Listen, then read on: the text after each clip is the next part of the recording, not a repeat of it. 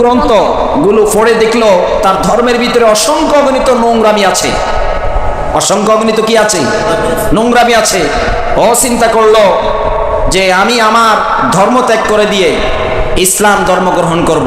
যেহেতু আমি কোরআন এবং সুন্নাহ পড়ে দেখতে পেলাম এখানের ভিতরে মহা চরিত্রের অধিকারীর নায়ক হচ্ছে মুহাম্মদ সাল্লাল্লাহু আলাইহি ওয়াসাল্লাম।